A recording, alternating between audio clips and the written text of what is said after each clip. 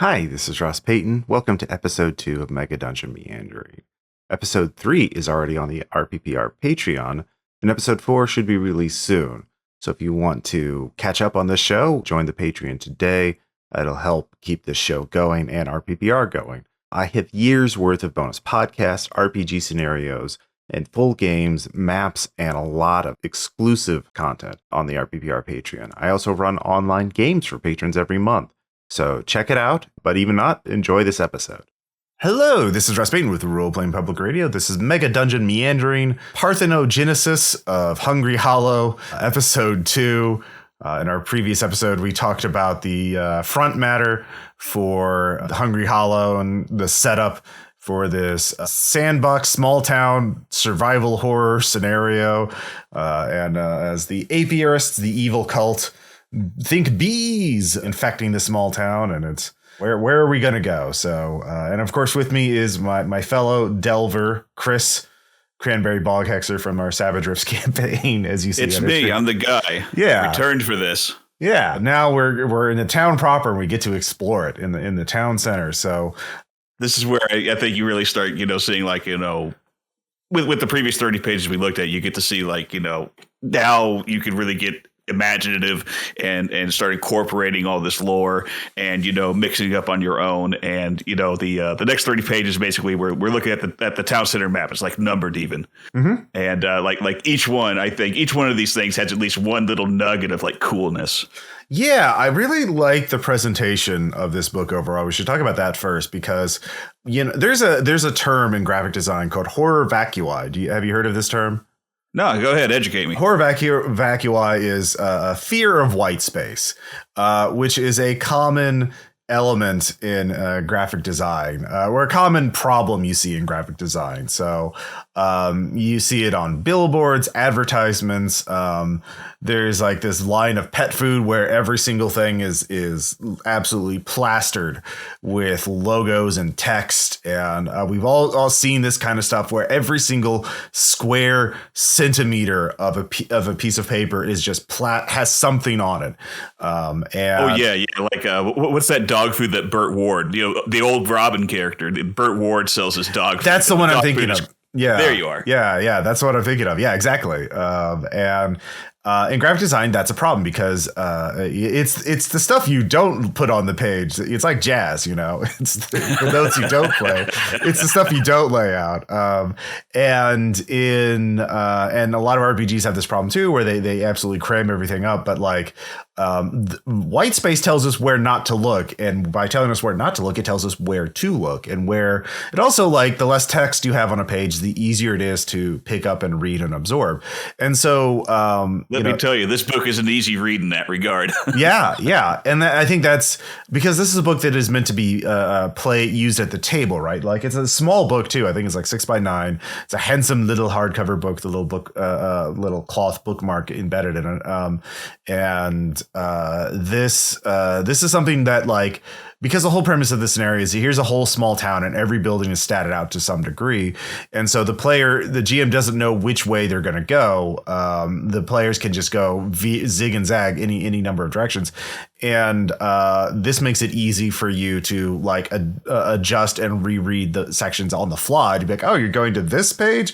Oh, shit, you're going to the general store now. Well, let me flip to that section and look at that. So I really like how we have these, big numbers on the right and a town center to sort of indicate what subsection of the overall town map we have. And we have this is also an OSR thing where a lot of things are done through bullet points and short descriptions to give you the idea is not to read flavor text, but to give you a prompt to describe something.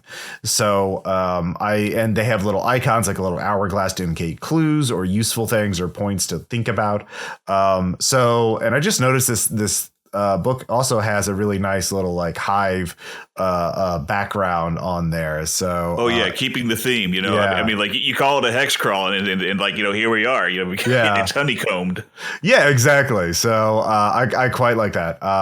So let's dive into the hive with Howl's Hungry Wood.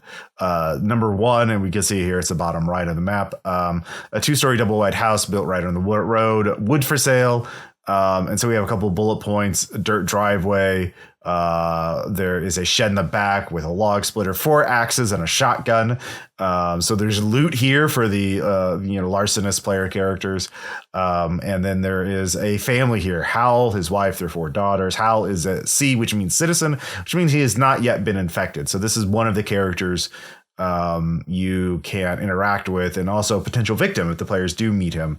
And I really appreciate that, by the way, the letter in the parentheses, because you have C for citizen and A for apiaries being the ones that have been taken over by bees, and it's very considerate to like have that information at a glance. So that's a great design choice. Yeah, exactly. And this is also this is at the start of the game, so like this is obviously up in the air. More and more citizens will become apiaries over time, as we mentioned our doom clock.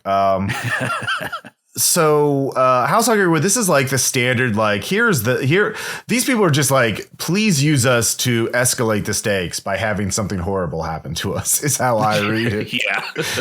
I just noticed there's 4 axes for their 4 daughters. Oh my God. Yeah. Oh, the family that chops together stays together. Yeah. Most certainly. Yeah. We really want to get the pathos when we have them disappeared by bee cultists later on. But yeah, it's a nice house with plenty of lumber, things like that. So this is also a good like location if the players are attacked and they need to take refuge some night. They could like grab this place and fortify it with all the lumber lying around. So yeah, it's a nice little start. But so we will move on. These are more important sections. Number 2 and number 3, Dad's Precision Tune-Ups and Rose's General Store. So number 2 is just these are just straight down the main road. So the Dad's Precision Tune-Ups is the auto shop, or an auto shop. During business hours, the squat concrete building keeps its shutters rolled up, allowing the pervasive stench of motor oil to diffuse out into the street. So now we meet our first cultists, Brody, Colin, and Taylor. And we got the little A here. They're definitely cultists. We have their stat blocks. We don't have stat blocks for citizens, which is, because you're probably not going to try and kill them. One hopes, yeah. At least if you're not implanted by a bee yourself. Yeah, exactly. Yeah, that's a different. I wonder if you could flip this around. Like what if you could have a table full of players play apiaries and the NPCs are the agency that came in? I wonder if you could run the game like that. Oh, yeah, you could do a reverse thing. Can you keep your cult running? Yeah. That's a really cool idea, but I don't know.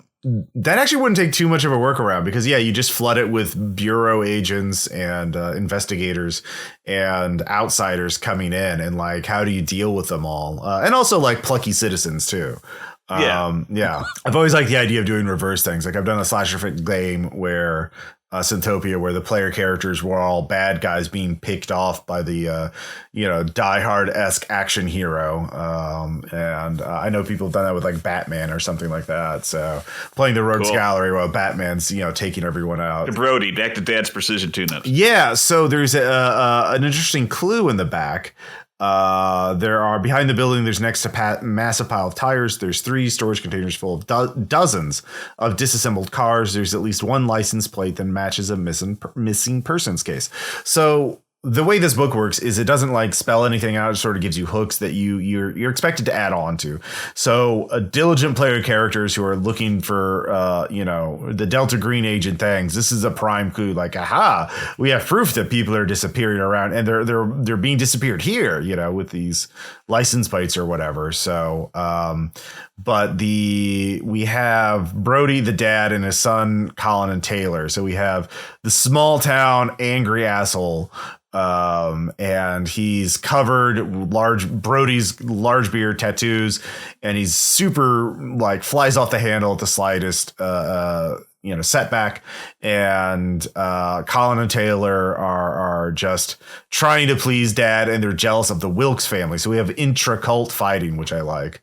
I really like the idea that the players are clever enough they can discern that they're envious of the Wilkes and can do something to pit the two against each other, effectively taking the both out of the equation. There's always the Yojimbo. Like all RPGs go down to the Yojimbo route sooner or later, where you try and pit bad guys against other bad guys. That's just way more efficient if you're trying to take out bad guys. But there's also probably a likely, like if the players go here, there's like given how player characters are in general, Brody could certainly like attack them. Or Brody, if the players try to get information out of him or interact with him any way other than just like, oh, please don't hurt us. Like they're likely. This is like one of the first chances to like really escalate things. And like, oh God, there's Brody attacks, his sons leap to their dad defense. The player characters have to take them all out. And then they find the implanted bees or hint at it. Or maybe they don't find the bees because they flee because they don't want to get caught, after murdering 3 car mechanics. So yeah, the police are probably going to swing by for that one. Well, I mean, we'll find out, actually. Maybe not. There's not much law enforcement left in the town, but we'll see that in a second. Then we have Rose's General Store. It's a classic small town country store with rows and shelves and goods. Most of the dry goods are expired. Again, a hint that things are not like normal here. This is a little more subtle. Gold and yellow curtains lead to the back porch. When customer enters, Dan, Ann, and Sarah retreat behind the curtain. And these people are cultists too. Like the whole thing is about these cultist houses indicating that like things are falling apart and like they're not doing what they should to keep their business and their homes running.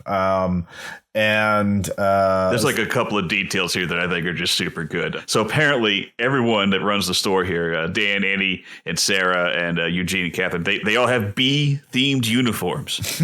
Now it doesn't really go into detail. I think it says bee pattern. Yeah. But regardless, love this detail that they're bee people. They're people. They're people. Yeah, they're people. Yeah. But like any good dungeon crawl, there's some treasure at this location. Yeah, this is one of the parts is like, okay, you still haven't like this is still like inspired by D&D because their house hasn't been cleaned for months. The electronics have been ripped out. Scattered through broken picture frames, photos are missing.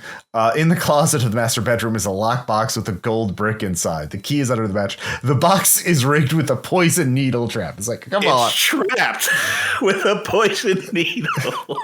Like, come on. Like you could feasibly, in the modern day make point, there's herbalists in town, there's people who grow plants and stuff. You could argue that they make like wolfsbane or something, but like, I don't know, they could also just like cover the needle full of like, industrial cleaners. Or it's bee poison, right? Like it's bee venom. Like that's the only thing that you're right, bee venom. Yeah, that's the only thing that makes sense. But also like actually fucked up bee venom. Actually, I now believe that the parasite bees would have strong enough venom to kill a person. Okay, yeah, I'm in on it now. Yeah. I believe this now. Yeah, well, I don't believe it because, like, why would you do this?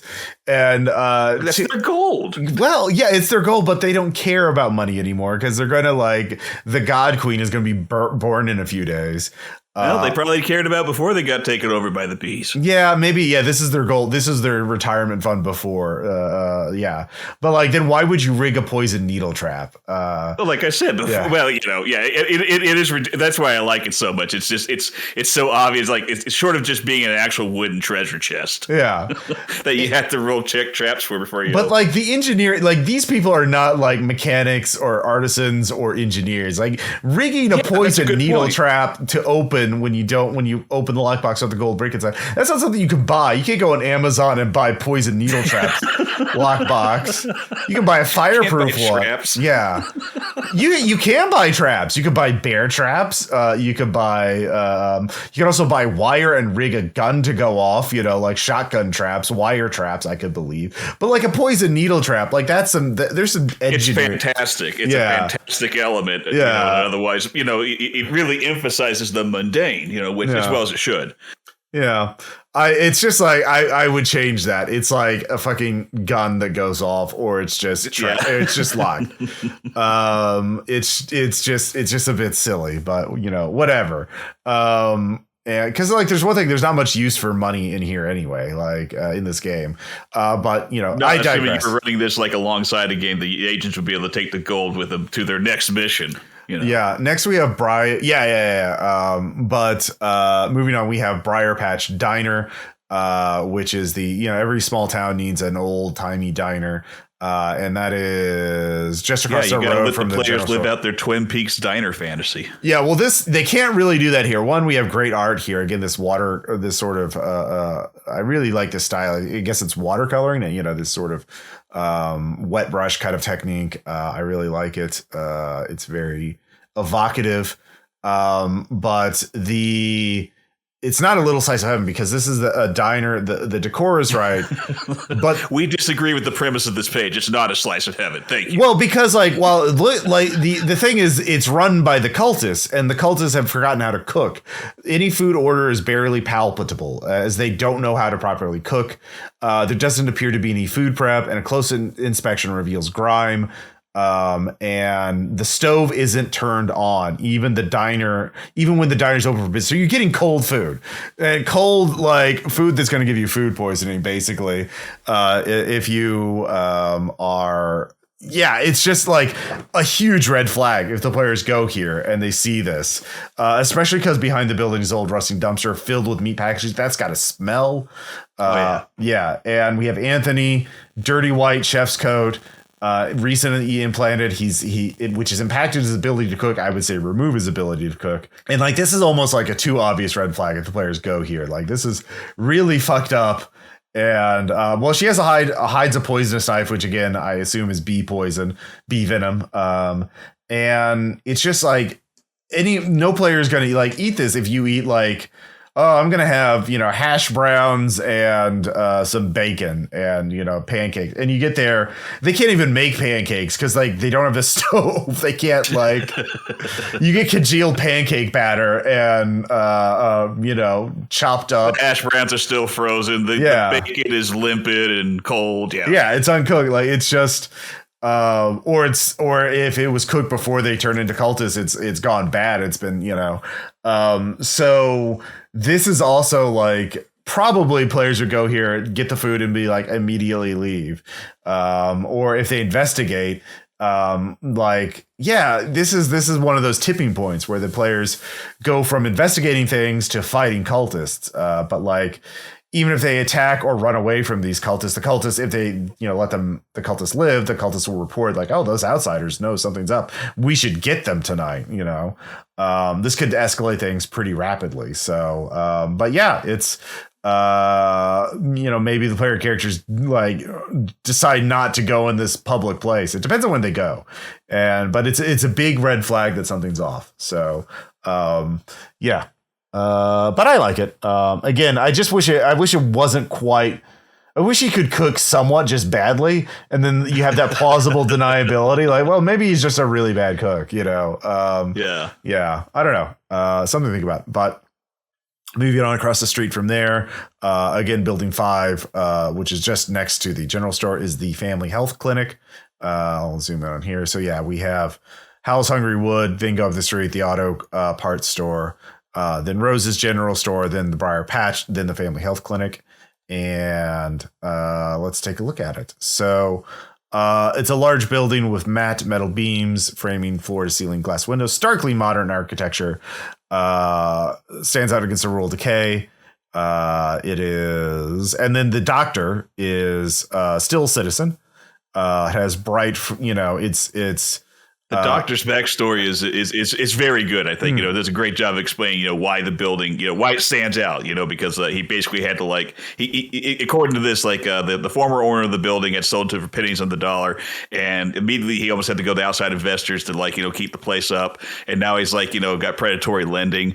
And, and I think that's it's a great example of how towns like this can seem to offer a good start or a good restart, and then you get settled in, and then you're just kind of you may be the one spot of modernity, but now you're in hock to people you never see, and you're kind of at the behest of these transient people in this transient town. Mm-hmm. Yeah, I like that he just basically bought a ticket on a sinking ship, and now he's stuck, and he is not very happy about it. He's tired, eyes hanging above the dark 5 o'clock shadow, and so he was screwed even before the cultists move in. Oh, sure, yeah. Nothing but good intentions, and this is what has got him. Yeah. And now he carries around a gun. So, because he does have a spell. So things are going well for Doc Hugo. I like they don't even give him like a name. He's just Hugo. Let's see here. In the back, we have an examination room. There's medical supplies, pharmaceuticals. So like players who want to, make interesting, sedatives or alcohol to make Molotov cocktails or whatever. They have a lot of options here. And then here's the real interesting part is they have the morgue in the coroner's office in here. And one of the refrigerator cabinets is a recent victim of a heart attack. They have a parasite bee in their skull. And on Sunday, the apiarists are going to attempt to break in to steal the body. So we have like a timed event.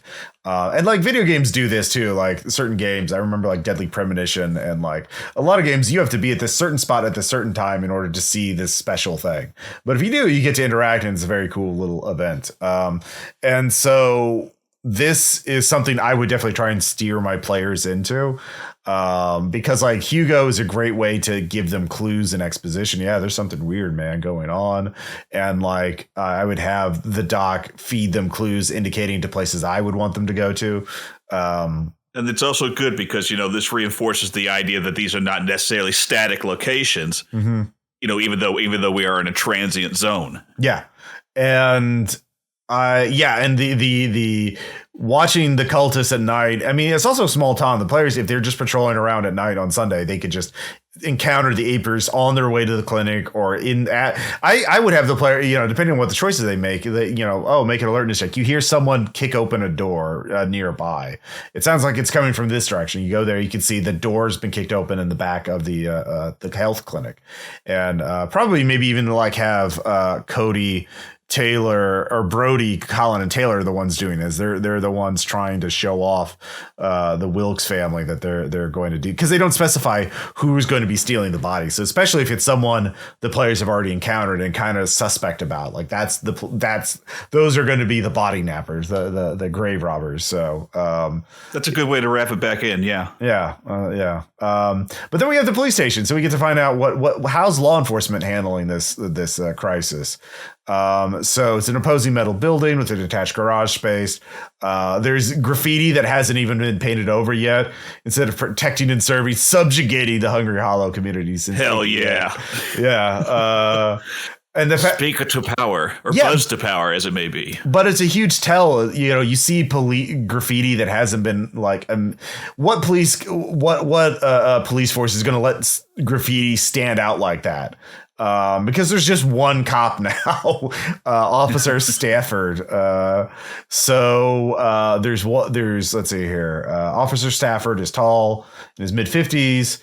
He speaks with an air of unearned confidence, and he tries to keep his arrest numbers down to avoid oversight.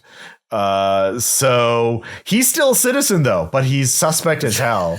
He's quiet quitting. Yeah, he's quiet quitting, and that like could easily read as like he's a false positive. Like he's the one. Oh yeah. Yeah. So like this is a great way to indicate to players that something's up, and he's a red herring. So the players glom onto him like they could kill an innocent man or waste time. So he's a great little threat. So of course we have resources here. There's probably some guns and stuff. So yeah, this is the red herring. This is the red herring you want to do, is have this officer be kind of weird, and like if the players are solving this too fast, throw the cop at them to be like, hey, we don't like people stirring things up around here. And the player's like, oh, he's definitely a cultist. And they, figure out he's just an idiot who just doesn't want to have oversight. So I don't know. I think it's pretty shrewd to avoid the oversight. Yeah. Like I said, this fucker's quiet quitting. Yeah. I mean, from his point of view, yeah, that makes sense. That's why he hasn't even like removed the spray paint, the graffiti. But anyways, we move on to our next section. This is just south of the main road. So it's the same map, but now we're looking at different buildings. And so we have the gas station, which is across the street from the police station. So Mobico gas, 2-pump gas station just off the main road. Rusted metal shack that sells cigarettes, off-brand soda, and maps, cash only. This is that kind of town. So Shay and Lyle are still citizens, And let's see, the gas prices aren't even displayed. That can't be legal, right? Like, I don't know, like, but it's at least double market price. They got some boats for sale. Only one seems seaworthy. And there's a trailer out back where Shay, Lyle, and their 3 kids live. So Lyle's just a laid back dude.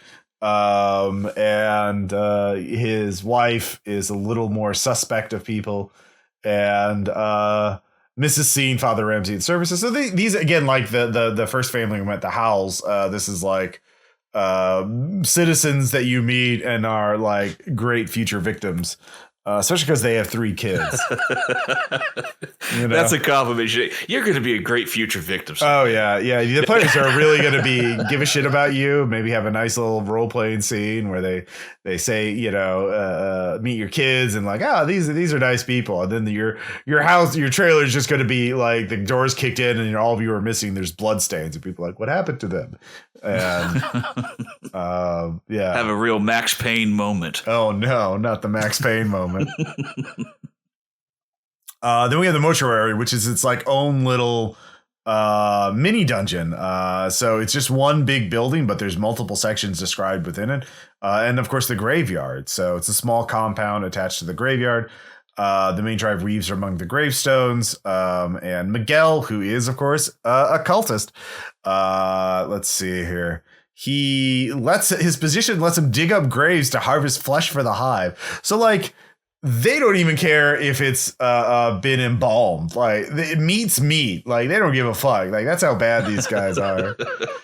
They got to get those gains. They really do. So lots of clues here, and this could be a big scene. A big encounter is going through this mortuary.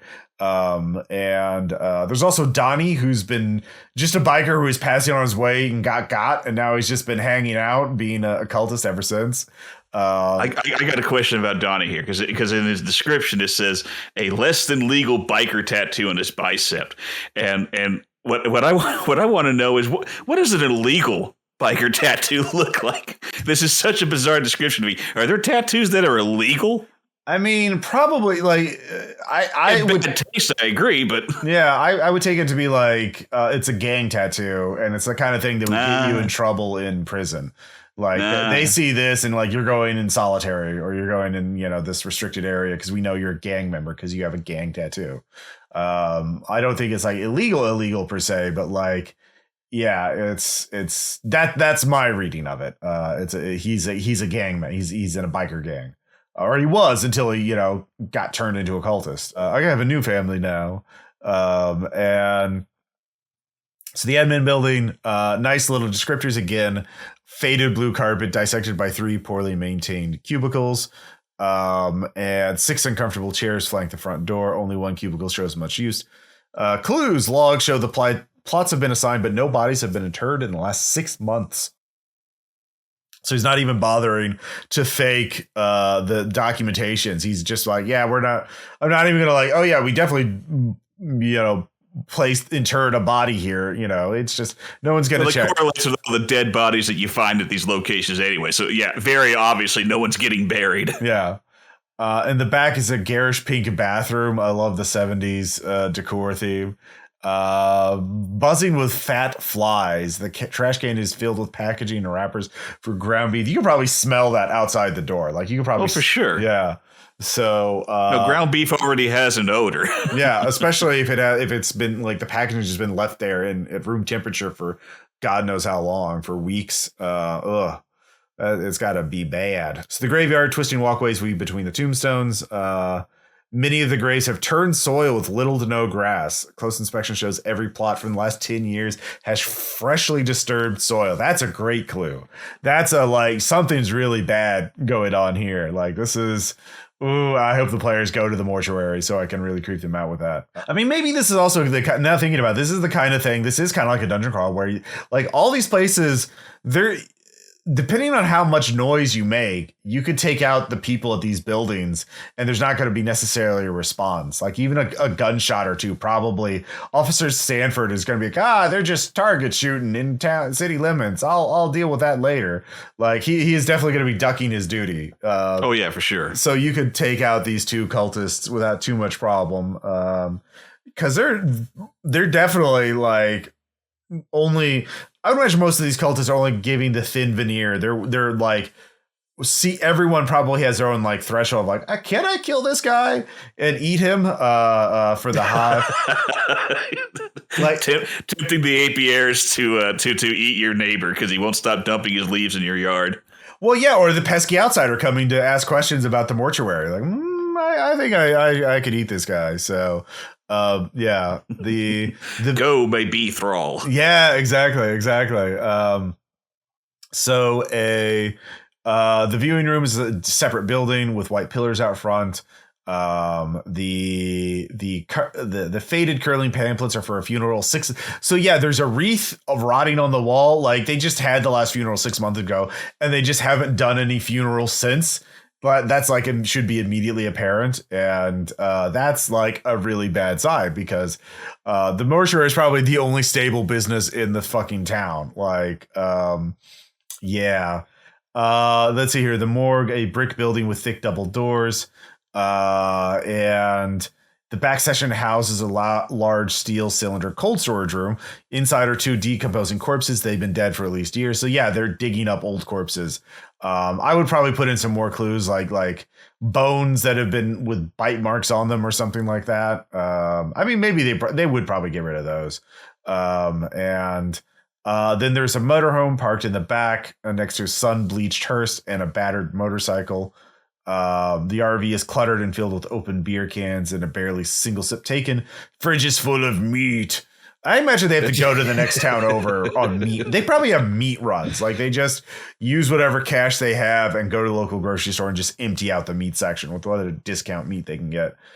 Maybe the detail of all the open beer cans are barely a single sip taken. You know, that's a visual that I love.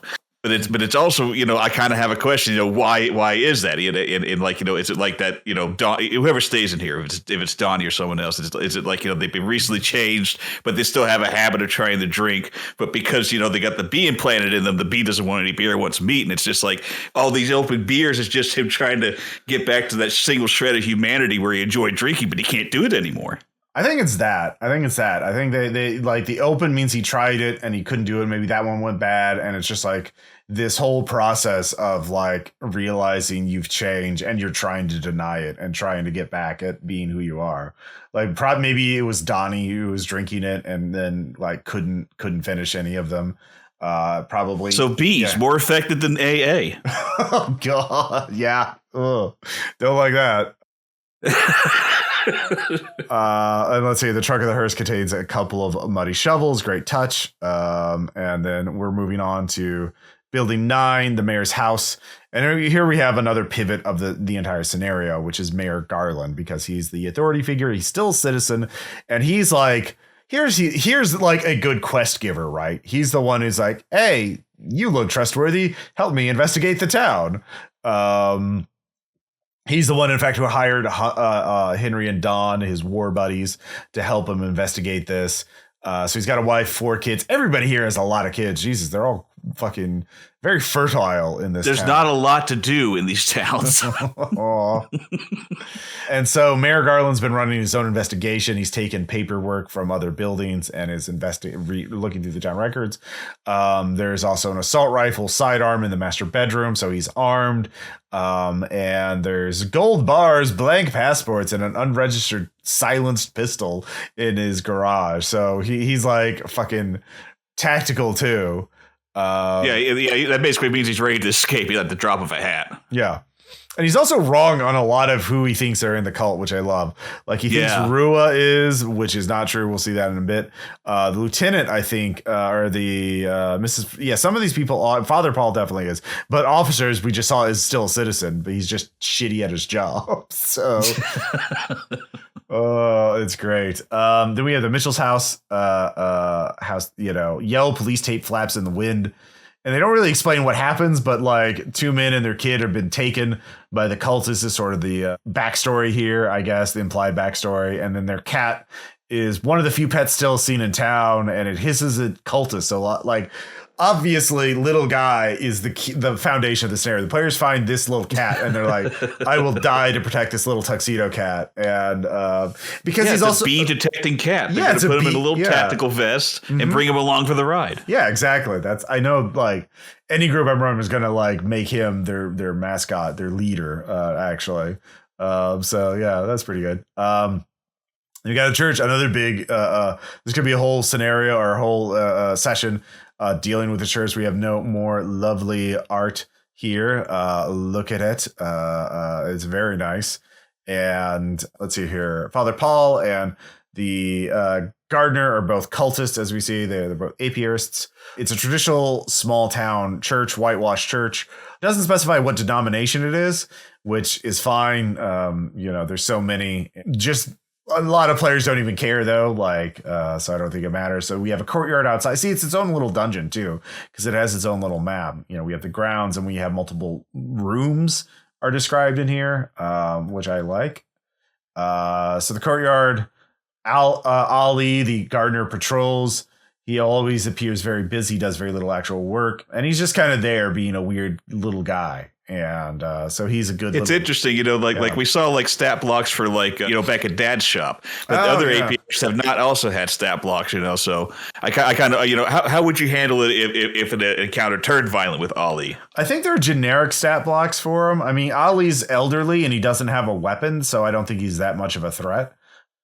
So if the players shoot him, I would just he has 3 hit points or 4 hit points or something low. And then he would try to run away rather than fight because he wants to report to the other cultists that the players are threats, right? Like that's what Ali would do. He would hide and report to the more dangerous cultists. So I think maybe the stat blocks are for the ones the GM thinks the writers think the players are going to be fighting. So, but I think there are generic cultist stat blocks somewhere in this book. I think at the end. So yeah. Good point too. Yeah. Father Paul's also does not have stats. So he is a weird dude, striking angles on his face. He only wears his priestly cassock and oddly muddy shoes. He's very inquisitive. And Father Ramsey is missing. Oh, why is that? Let's see here. We have a storage shed. The cultist, they're plastic drums filled with the residue of rotting sludge. That's weird. And there is a traditional chapel and a meeting room. And there's in the corner is a small bee and baby themed shrine surrounding a picture of Bria. So here's a big clue, especially if the players have seen Bria before and know what she looks like. Be like, why is there a shrine to her? That's kind of weird. It is a very cool detail. I really do like it. Dining room and kitchen. Only meat in the refrigerator, a reoccurring theme in here. Again, I think they're probably at the point where they go to a nearby town and do dumpster dives at night, where they just get a pickup truck and go to every grocery store and grab whatever they can from the dumpster. I love that the sentence "there is only meat in the refrigerator." It has its own block. It's like it stands alone, and it doesn't really mean anything. But to me, my brain registers as like a weird aphorism. Yeah, it sticks in my mind. There is only meat in the refrigerator. Yeah. It's true. I remind me of the Tiger King documentary because they talk about in order to feed the tigers, they would just buy expired or dumpster dive. Oh my God! Really? Yeah. They fed expired meat to those animals? Oh, sure. I didn't watch it. Yeah. They just because they had to feed it so much, I mean, and like tigers will eat rotting animal carcasses. They don't care. So they just needed the cheapest meat they could find. And so insane. Same kind of thing. So the library's neat. There's an old collection of Apocrypha and also a well-used series of D&D books and modules. Hey, I love this. I love that. I mean, it is cool. It is a subversion of the Satanic Panic. They have like the cool priest who plays these games. He knows they're harmless. In fact, they're fun. Yeah. Why not even bring them closer to the flock if you play it right? Yep. But the real clue is many of the books are defaced with repeated drawings of hives, bees, and a pregnant angel made of yellow light. And then the priest quarters have in one of them. The beds has not been used in some time, which means that, Father Ramsey, he ain't coming back. And he has been sequestered at Sub Rosa. So he is, I think we'll find out in the next episode what happened to Father Ramsey, but it's not good. Yeah. But moving on to the Hungry Hollow trailer park, it is another major location. Player characters, if they have their own RV, can set up camp here. And there's plenty of people to talk to. The manager, Harvey, is a cultist. And he is fidgeting, and he can hear a buzzing that only he can hear. But just a sleaze bag. He'd be fun to role play as. And but that detail that he hears a buzzing that only he can hear. It says it comes from the parasite bee, and that's made me think. Wow, I wonder if players could figure that out, and if they were perceptive enough, or they just roll a nat 20 or whatever, they could determine who the cultists are. They'd be like, listen, that guy's head's buzzing. Holy shit, he's got to be in him. Oh, that would be if the players have a really good surveillance or SIGINT skill or something like that. Like a high-end microphone that can pick up high frequency sounds or something like that. Yeah, directional mic. Yeah, directional mic. Yeah, that's what I would do. Let's see here. The bunkhouse. The office, the trailer. Rent led plenty of clues here. He's a landlord, but the manager, he's not collecting rent. He's not cashing checks. So that's a huge red flag too. What kind of scumbag? What kind of capitalist are you? Yeah, what kind of scumbag trailer park manager doesn't cash the checks as soon as possible? So, the bunkhouse is incredibly gross. One of the toilets is clogged. The other one has a sign saying, "If it's yellow, let it mellow." That's not even cultist stuff. That's just hashtag trailer park things. Yeah. But then we have all the residents here, or some of them. Let's see here. We have Dr. D. Ted's Palace. Ted is the local drug dealer who loves Wizard. He's got a van. He talks about selling potions. He has night vision cameras set up on the corners of his trailer. And he has a sawed-off shotgun. And yeah, Ted rules. I want Ted. It says here he also has intricate industry level stage lighting and lasers. Yeah. So just this dude is living in his fantasy. I salute him. Yeah, exactly. Good for Ted. I hope he survives. He's definitely going to be a player character ally. His neighbor is equally obsessed. Oh, yeah. So, yeah, D is here. E is next. Loretta's famous pie. Loretta is a cultist. Also, note, Harvey knows who's a cultist and who isn't, so he can direct who gets got next. Yeah, he can start weeding out the citizens. He'd be like, oh, yeah, for sure, Ted's got to be in his skull. You need to get him. Yeah. Loretta's a frail old woman who's a baker. She hasn't touched a rolling pin for months. And she's got something very special planned for the baby shower.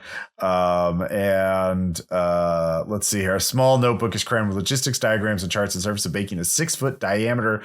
I would guess a meat pie. There's 5 padlock refrigerators packed full of meat. So extension cords lead through the front window. So she is 100% building a giant pie, a meat pie for the god queen, so goddess queen. So that's terrifying. Then we have Scully's Car Parts Emporium, which is just another trailer. 2 Ford pickup trucks haphazardly picked up in front. And most of the space is taken up with tools, and a small living space is carved out between workspaces. It is run by Scully, who's still a citizen, and she is sharp-eyed and practical. Smokes like a chimney and rarely stops working. Another interesting person who could feed in information and clues. Repossessed mobile home, and no one's there. William Jr. has been kicked out. Everything of value has been removed from inside. A well-hidden trap door in the floor of the bedroom closet leads down to a cellar. Earthen cellar has racks of goods lining shelves. It's filled with special equipment, unregistered firearms, and stolen goods. So this is a good like loot box if the player characters need weapons and shit. So yeah, if you're just going door to door at every trailer and like investigating, like yes, I will. like you're starting a brand new JRPG. Got to visit everyone in town. Yeah, exactly. Got to kick over every pot. Get them rupees. Let's see. Unit H. Front doors ajar. Kitchen tables set, and moldy half-eaten food is rotting on the plates. TV's on. The shower is running. So like someone got. You know, some people got, and nobody's saying why. So that's a really good clue too, just to have that. And then we move on to quaint mobile home, an old, well-maintained single wide, fresh paint. We have Rua here. She is a medicine, an herbalist, a naturopath, as they describe. So she's got actual mystical powers. And Liminal Horde doesn't really describe what because it's mentioned at the beginning of the book she's a naturopath, and she's immune to the bees, and she can withstand extreme damage, surviving physical harm that would kill most people. And she curses anyone who attacks her. And or harms her or her property. And so she's a healer. And so she's also could be a quest giver. She's also a great red herring. But like she's easily the most interesting person in town, and yet not too much about her past is in the book so far. Yeah, so this is the kind of person that like if I was running like a strict cosmic horror thing, I would just because like her powers kind of like speak to a cosmology that's not really like most of this is pretty modular. You could say these bees are from hell, or these bees are genetically engineered alien parasites, or these bees are like from Yog-Sothoth or Cthulhu or whatever. But like her powers indicate like something else entirely. Like if this is all totally sci-fi, like she should not have magic powers, right? She should just be like an herbalist, practicing, folk medicine. But like, I don't know. So you need to think about. It seems like you would be able to pit her directly against Brea, because I mean, like that's the only other person that would seem to have the same level of power and or danger. Yeah, but she's not going to be able to take Brea on her own. But that's why she's like the quest giver. She can help the PCs if they're trying to take down Brea. But like, she's not a expert in this shit. So, or I mean, she's not expert in fighting monsters. So I don't know. Her appearance is kind of like, I like everyone just being people. And then like, if you want to introduce supernatural elements like a psychic or something like that, the GM can just do that on their own. But like now, yeah, if I was running this Delta Green, Rua would not be, she would not have powers. She would just be like an herbalist, or maybe she'd have some knowledge of the unnatural, but that would be about it. She would not be, magically immune to the parasite bees or something like that. Or maybe she just has some she read the Necronomicon in grad school, so she can cast an elder sign or something like that. Maybe she's the person responsible for handing out the poison for all these traps and knives. Oh yeah, there we go. Then we have let's see here, Kay Stanley's Haven. Stanley is a citizen. He's a big nerd. He wearing glasses. He is also obsessed with alien invasions. And so he has a custom 1950s alien laser 9mm pistol. So he modded his gun.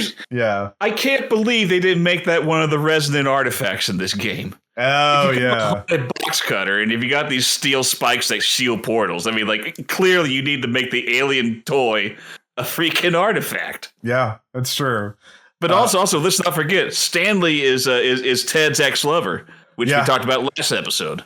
Yeah, so he's another drug dealer type. Yeah, because he has drugs and illicit substances are stored in neatly labeled test tubes. So yes, here is my test tube of ketamine. So that's interesting. Just another little interesting character that is sort of like blank, left for the GM to use as he will. Then we have a short-term rentage cottage, so the players can set up shop here. So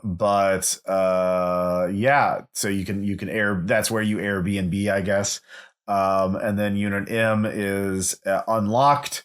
There's a smell of rot within there. The microwave is filled with mold. The bath is cold and overgrown with green algae that spread to the floor and walls. So this is another one where somebody got kidnapped right in the middle of things, while they're taking a bath, and it's just spooky. So then moving on to Unit N, another plain mobile home. There is every square inch of wall space is covered in pictures of the neighbors. There's a large expensive camera sitting on a tripod facing north. So let's take a look at N. It's looking at O. So then one of the small RV spots that has a sewer hookup, an old Nissan truck is parked there. That's Ricky's tent. Solar panels are inside, set up around the tent. There's survivalist gear. So Ricky's just a vagabond who drifts from doing odd jobs. He lives off the grid. So again, another person who can get got, maybe has some clues. He's just kind of like, here's a character to use as you will. Let's see here. P is an empty spot. And then there's a spot Q is a 1978 Fleetwood Pace 27-foot faded motorhome, locked door with scattered blood droplets on the frame. And the closet contains cleaning supplies and a broom that's sharpened to a point. Under a pillow in the bed is a revolver. So again, we have some like, it's more like what's going on here, and these sort of things are sort of left up for the GM to kind of decide what's going to be going. And let's see here. We have Rise and Shine, a mobile convenience store built out of a converted food truck. That's interesting. I think this is run by Hick. Yeah, Hick runs it, and he's still a citizen. So that's interesting. And then we have empty spot with random search table. You know, just you can just have like interesting things happen here. They're just sort of blank spot, you know, for the GM to fill in as things, you know, make sense. So I like that. But then we have Henry and Dom, who we talked about last episode, and here we have a replacement character, murder hobo investigators. Their RV, it has an inflatable boat and an outboard motor attached to the roof. I love that detail. It just everything they add to these characters just makes me love them more. Mm-hmm. I think they deserve a life outside of Hungry Hollow. I mean, if they survive this, I mean, they're armed. They know something weird's going on. So, like, but the cultists, I mean, especially if the Doom gets a 4 or 5, they can't fight off an entire army of cultists or a gang of them. But, you know, having a lockbox rigged with sleep gas is more believable than poison needle, especially for these guys. Sleep gas is more believable than poison needle? Yeah, because one, they're military dudes with, you know, they're doing Black Ops shit. So like, and it's just poison needles are such a D&D thing. Like, and sleep gas isn't just, is there such a thing as sleep gas? Well, there's certainly sedative gas. I mean, it'll probably kill you. Like, it's like chloroforming, you know. Death is a kind of sleep. I agree, Ross. Yeah. No, I mean, like, dosing people is like a whole profession, like anesthesiology. So, like, if you don't do it right, like, they could die. But Henry, you know, he's got his knife. Don's got his double silenced pistols and lockpicks and gloves. And so, like, they're running around running their own investigation. So they could either be, what do you call it, red herrings, potential allies, or you know, those are their main two uses for them. But I do like it, you know, that they have cool items and they're doing stuff, and they could help out the player. They could also help out the player characters if they're like getting their asses kicked. Henry and Dom show up to save the day, and players like, oh, thank you, and then later on Henry and Don could get killed off screen. The players like, we'll avenge you, Henry and Don. But you know, they also have a resident artifact, these 5 rusted iron spikes, which is cool because, like, you know, okay, now they are familiar with the unnatural, as the players ostensibly are, and you know, these are, you know, since there's like 5 of them, you know, the players could take 1 or like 3 or just, you know, it's just such a cool freaking detail, and I could just take that and tell stories with these two guys so easily. Oh yeah, no, for sure. So yeah, it's a great highlight of the scenario. Definitely a very versatile tool for the GM to either help the player characters or slow them down a bit as a red herring. So, and certainly if the player characters run into them, you know, while they're investigating at night, like that's lots of potential here. Then moving on to W, groundskeeper, 1970s teardrop trailer. And I think we have Randy living there. He's just the groundskeeper. Longtime groundskeeper for the park. Then we have empty spots, but if you search them, you can find clues like hidden in the ash of spot X is a partially charred wallet from an out-of-towner, blood and $200 in cash and expired driver's license. I like having like a pretty blatant clue for that rewards diligent searching. And there in the Y, there's a bar receipt from the emerged scale pointing the player characters to that location. And then there is a let's see here. A Smash digital camera. 3 of the most recent photos are from the inside of the Samurai cannery on page 77. So yeah, we have a lot of clues pointing us in different directions here too. So I like that. But moving on, and this will be our last one for this episode as we end on section 13, Outpost 13, a single L-shaped motel with a front office, small bar, and 13 rooms. Neon vacancy flashes in a hypnotic pattern or rhythm. Lars is the owner, operator, and winemaker. He's still a citizen. It's the bar area is styled with faded bricks and black velvet paintings. Great touch there. They're on a busy night. At least one of the customers is always going to be a cultist. And it has playing Beach Boys music and other surfer music. House wine is astoundingly good, especially since it's made in a converted storage crate behind the motel. You can taste the antifreeze. Room 11 always has the do not disturb sign. The interior has been filled with fresh soil. Its occupants been spent the last week gathering dirt from nearby. Buried throughout the room is rotting meat. So that's gotta smell pretty bad. Lars is not a good owner if he doesn't realize one of the rooms is totally fucked now. But I like this little motel because that's a good place to put the player characters to start out. Like, oh yeah, we get a room at the small hotel. Good place for a fight scene too, like our siege. Getting attacked. Oh, absolutely, yeah, yeah. Any other house wine Molotov cocktails. Ooh, yeah. I like that. Or you blow up the still to blow up the Outpost 13 and then make your damn escape. Hell yeah. I love it.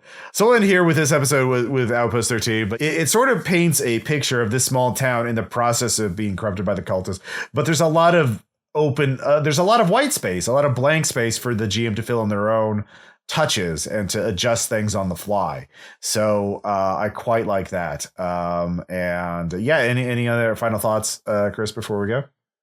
No, I think we hit all the stuff that I made notes about. The digital camera leading to the salmon cannery, I thought is an excellent lead in, just as much as the receipt to the emerald scale is. The trailer with the hidden tunnel underneath with the a bug out tunnel filled with like guns.